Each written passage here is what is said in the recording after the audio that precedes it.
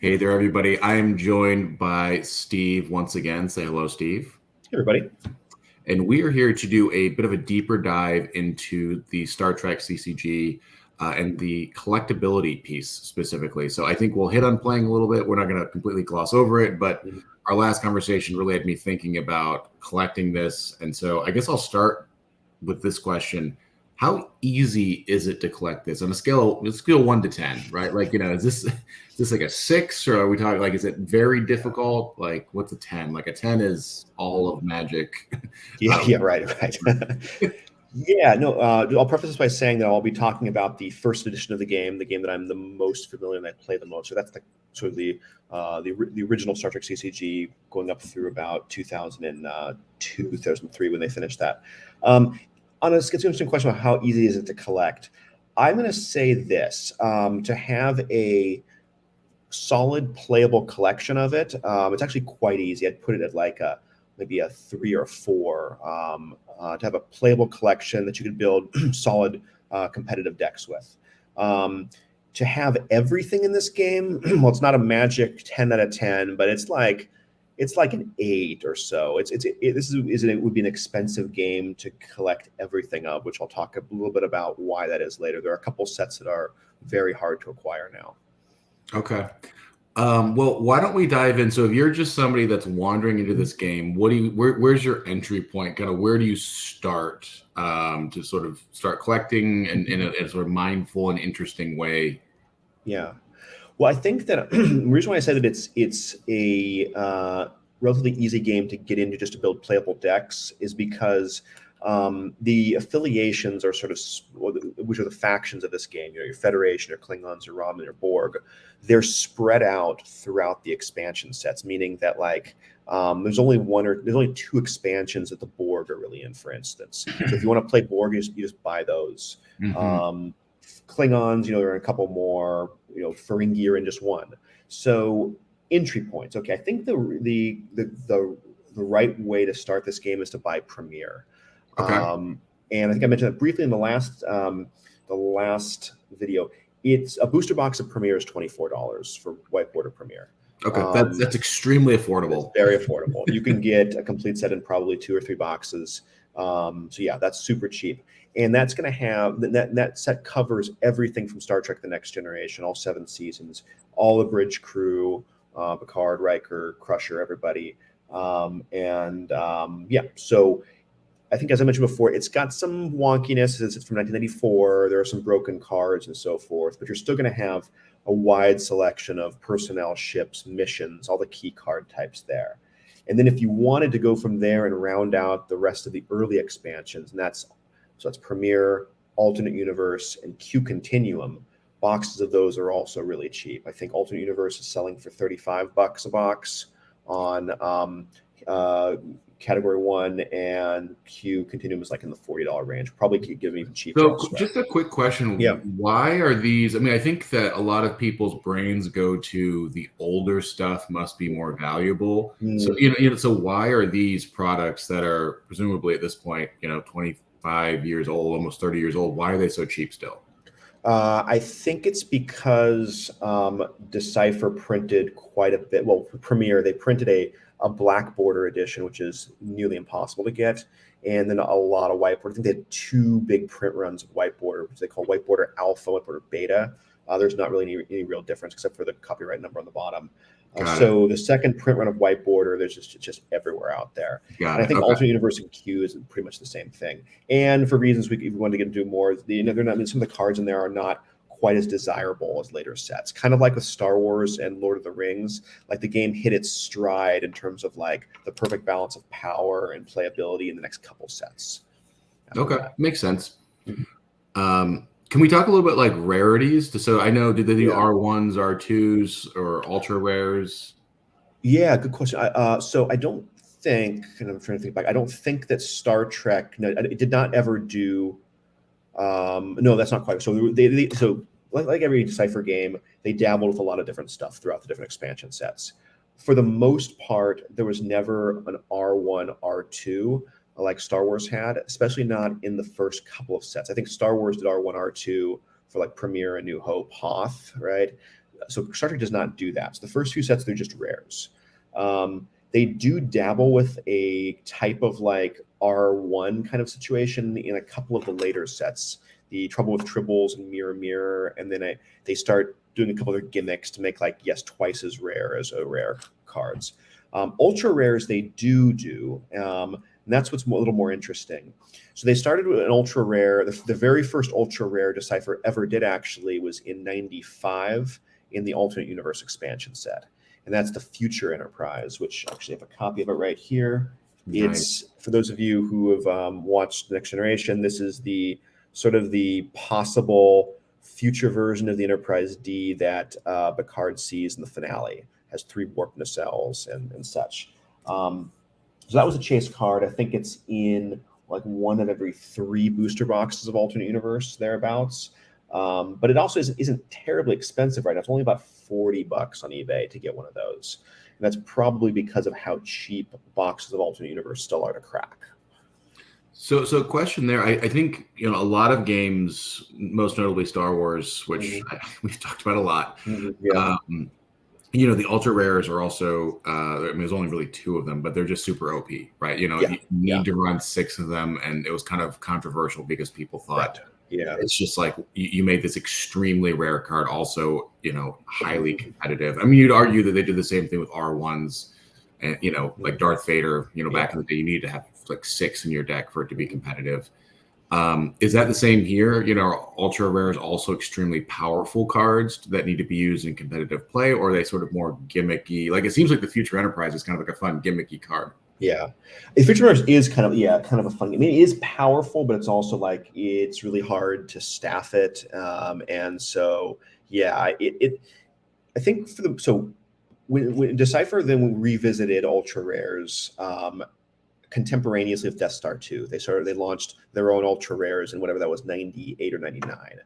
And I do think Star Trek took a slightly different tack with this in that all of their ultra rares, with maybe 1, maybe 2 exceptions, are not like cards you have to run in tournament decks. And even the ones that are, a couple of them that are good, like Dixon Hill and James T. Kirk, which also are the 2 most expensive, those are like good, but they're not like must-run cards the way in Star Wars Luke Skywalker, Jedi Knight, Emperor Palpatine are. So instead, what they did is they took cards that were, or ideas that are sort of like fan favorites or interesting, or maybe only a little gimmicky, and made them ultra rares. Like a lot of people know about the fact that Dwayne Johnson, The Rock, guest starred in an episode of Star Trek. So one of the ultra rares is the Pandari Champion, played by The Rock from Star Trek Voyager. I would like that card, just for the record. That seems like a really fun thing. Yeah. And it's only like $35, I think, right now, because it's an okay card, but it's not like a great card. It's more of a gimmick. And I think they generally kept the ultra rare power level, on par or even lower than some of the just generally good rare cards.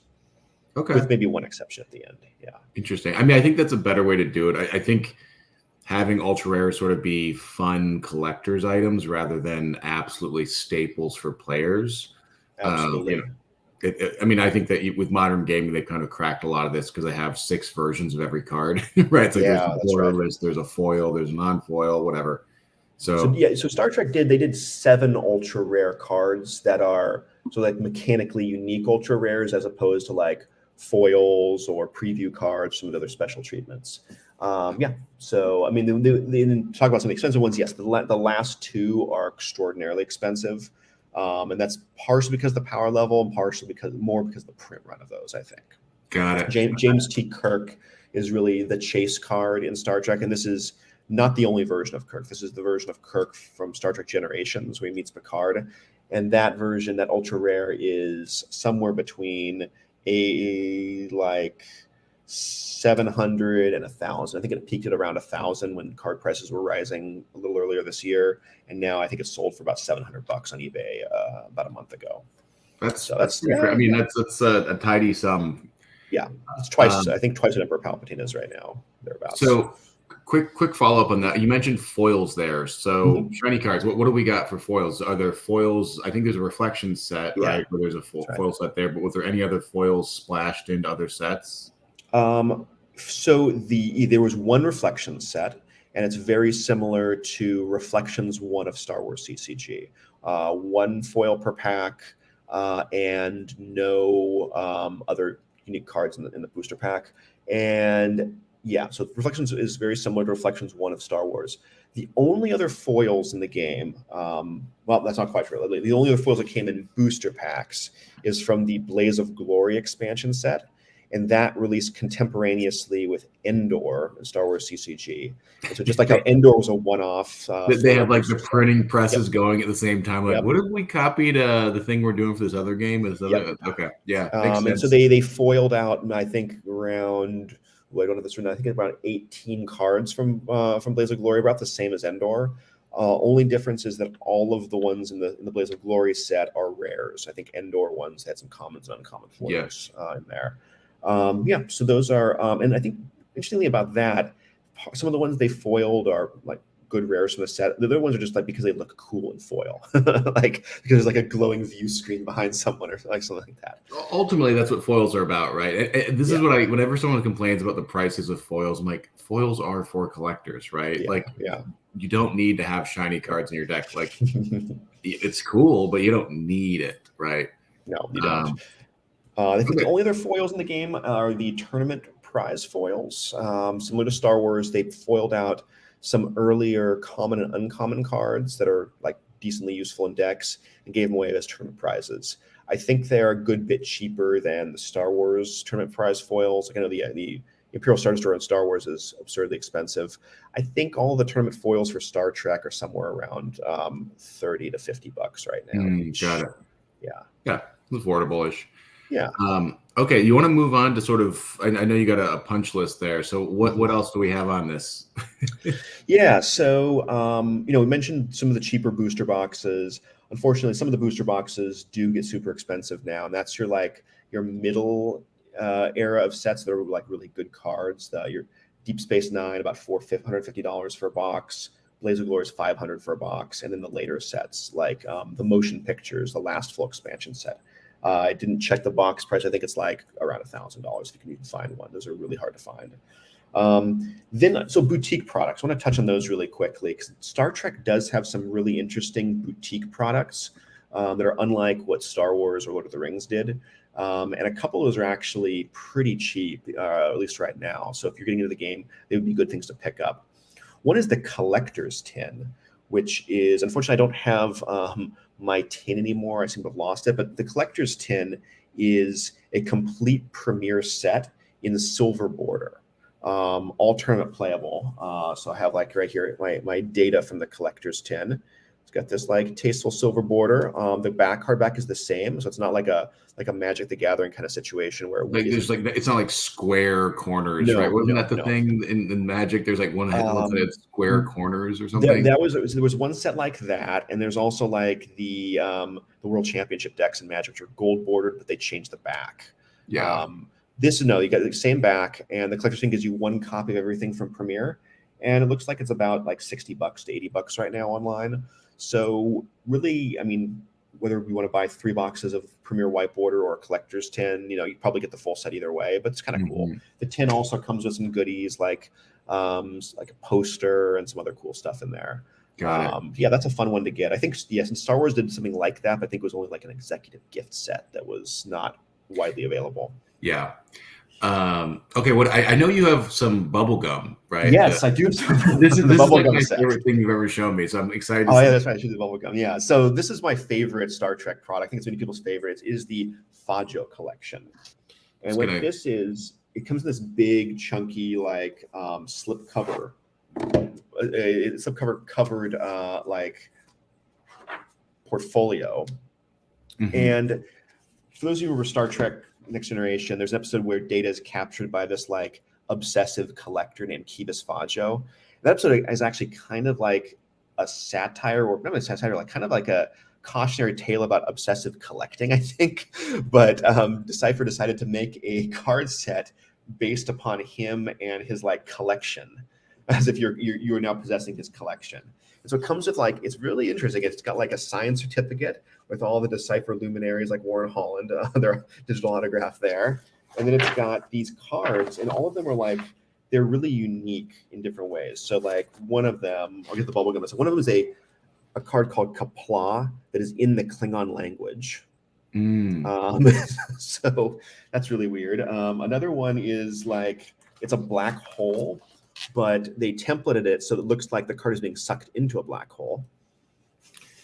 I mean, this is just like a designer's dream, right? Just be It's like, a all right. designer's dream, and I think it's because I think we talked about this before. Like, I think the Star Trek license was cool from just doing weird stuff. Yeah, I think okay, so I've heard the Star Wars people were much more defensive. Like they didn't really like when Decipher had like little goofy gimmicks, and you know, it's like, don't, this is our sexy IP. Don't mess with this. Star Trek seems to love it. And Star Trek is it's campier, so I think they're like Right. more okay with it.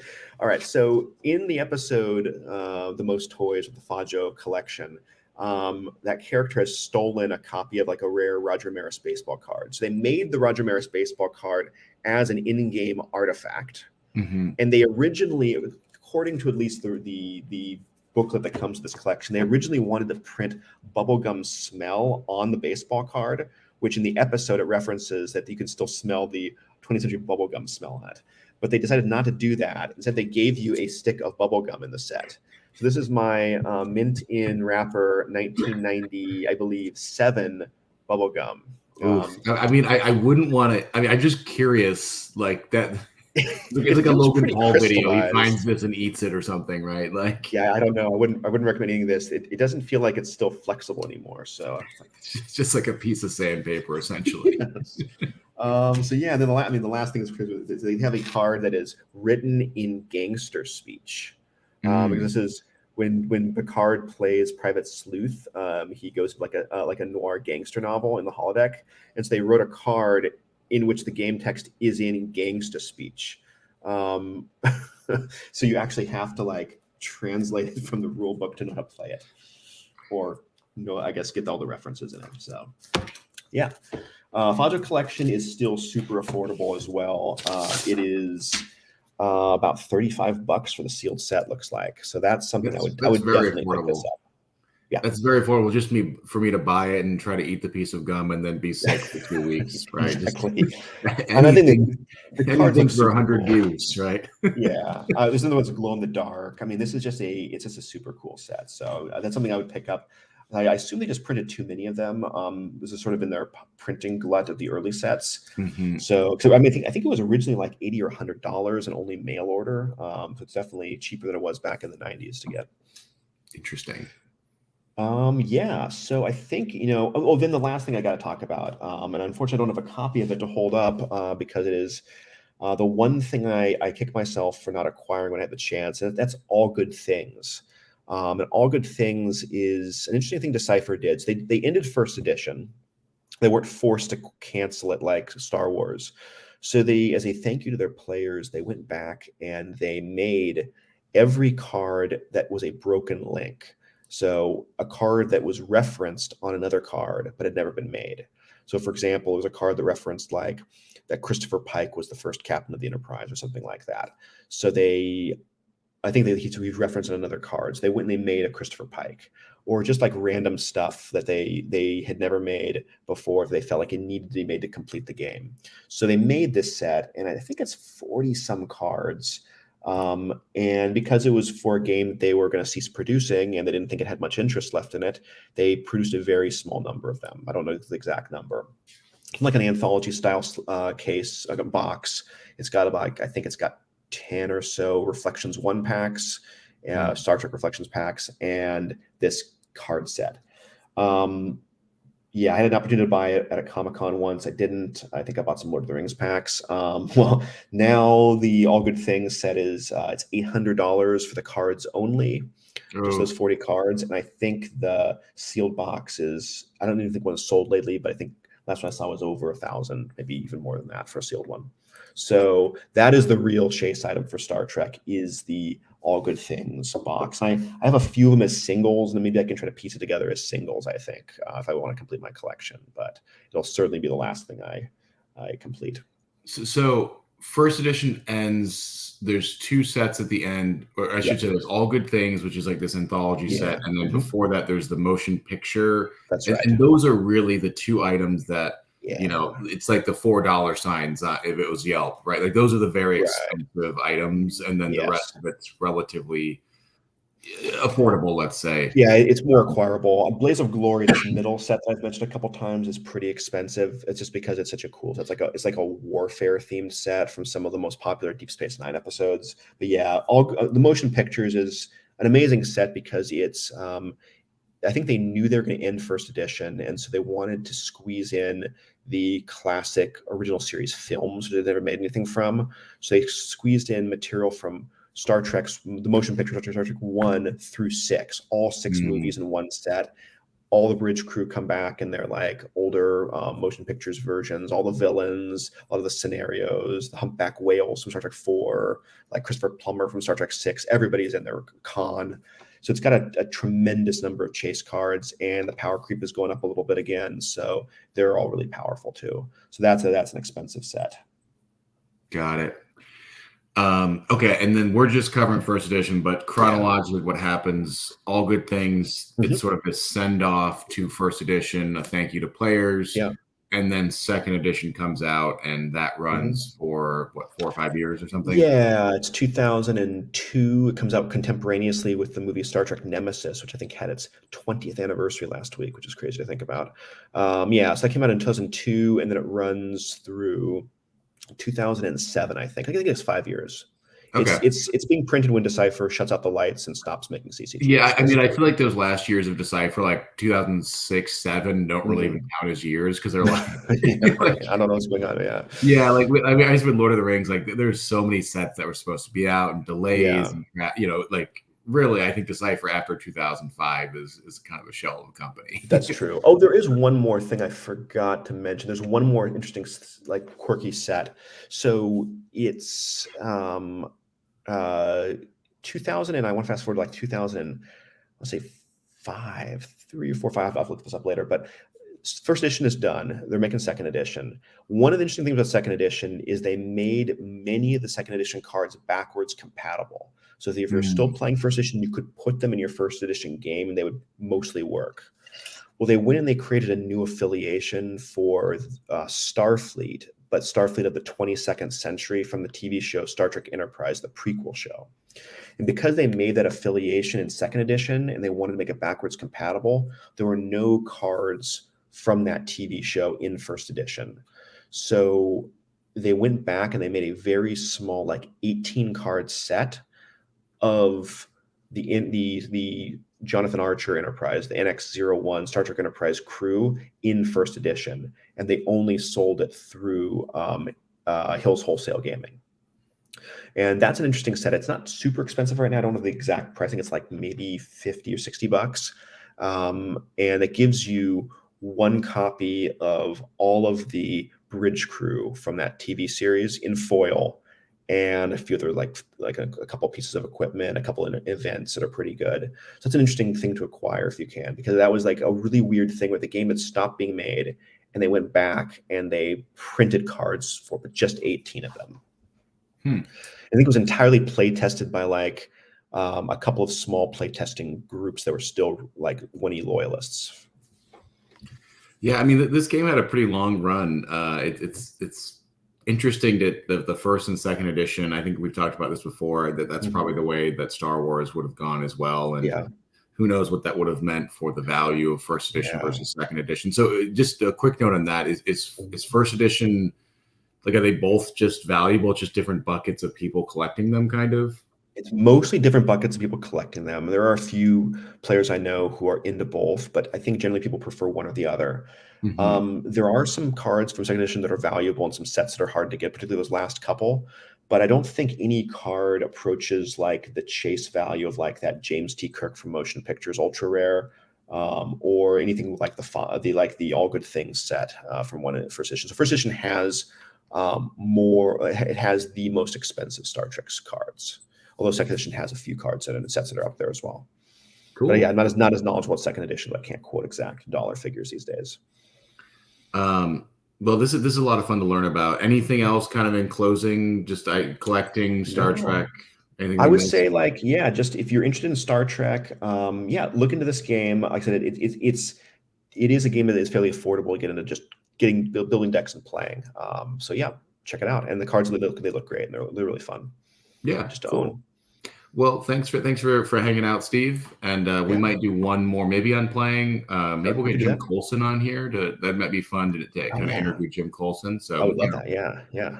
So we'll see what we can do. But happy holidays, everybody. I have no idea when I post this, but happy holidays. Happy 2023. You get a happy holidays. All right. We'll catch everyone next time. See you later.